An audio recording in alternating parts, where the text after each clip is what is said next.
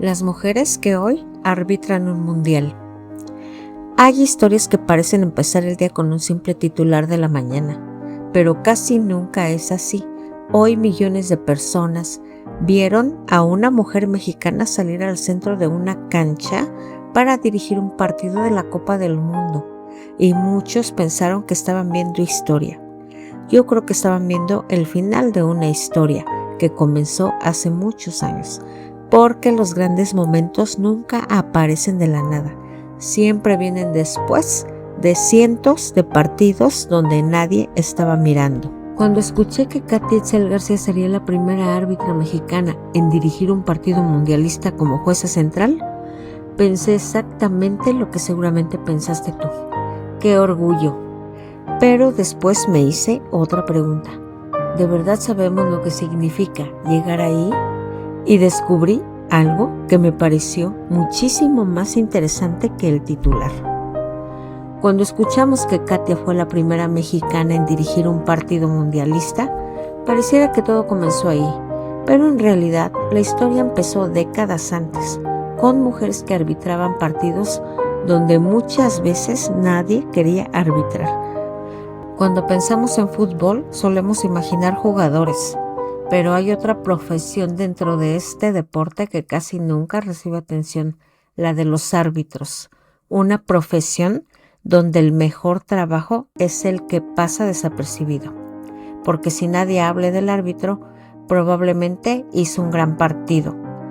Y sin embargo, para llegar hasta ahí hay años de preparación física, exámenes médicos, pruebas psicológicas, reglamentos que cambian constantemente, evaluaciones y una presión enorme. No cualquiera llega. Por eso me llamó la atención un dato. En este mundial fueron convocados 170 oficiales entre árbitros centrales, asistentes y especialistas de VAR. ¿Saben cuántas mujeres hay? La FIFA llamó 170 oficiales.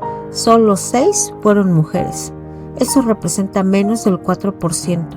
Cuando escuchamos ese número, es fácil pensar que es muy poco, y sí lo es, pero también hay otra forma de verlo. En Qatar apenas comenzó una nueva etapa para el arbitraje, cuando por primera vez se designaron mujeres para un mundial masculino. La francesa Stéphanie Frappart abrió ese camino al convertirse en la primera mujer en dirigir un partido de la competencia. Otra cosa que me llamó muchísimo la atención es que las 6 mujeres designadas pertenecen a CONCACAF. Como sabes, esta confederación se inició en México, por lo que no es casualidad.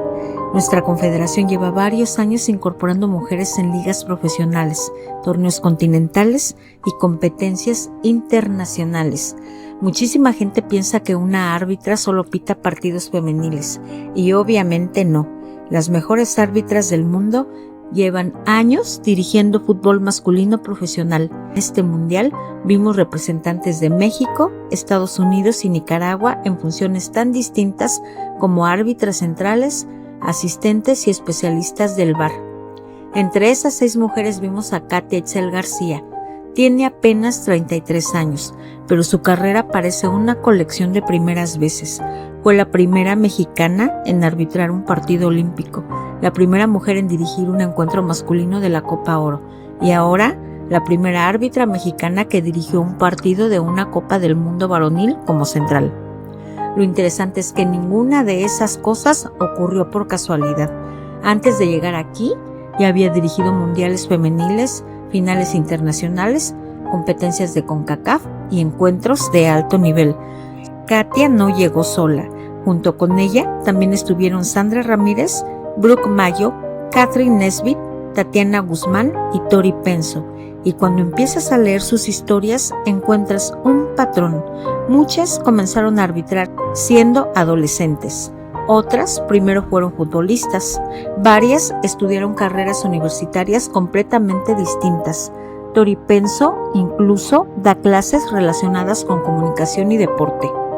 Me pregunté qué pensaron jugadores de países con culturas muy distintas al ver a una mujer como árbitra central.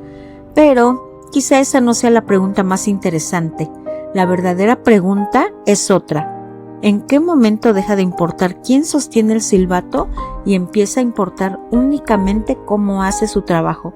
Ese día probablemente el arbitraje habrá dado uno de sus pasos más importantes. Como mujer, claro que me da gusto ver a una mexicana llegar hasta ahí, pero no porque sea mujer. Finalmente no se reportaron incidentes ni protestas relacionadas con el hecho de que Katia Etzel fuera árbitra central. Eso también dice algo. Más allá de la novedad histórica, el foco del partido terminó estando en el juego, en el trabajo arbitral, que al final es lo deseable. Me da gusto porque representa algo que creo que vale para cualquier profesión. El talento necesita oportunidades, pero las oportunidades también necesitan preparación, y cuando ambas cosas coinciden, pasan estas historias. Esto es Factum Pop Time, y aquí nos gusta contar la historia que casi nadie está viendo. Me interesa mucho saber qué piensas, deja tu opinión en la caja de comentarios, y muchas gracias por suscribirte, dar like y compartir.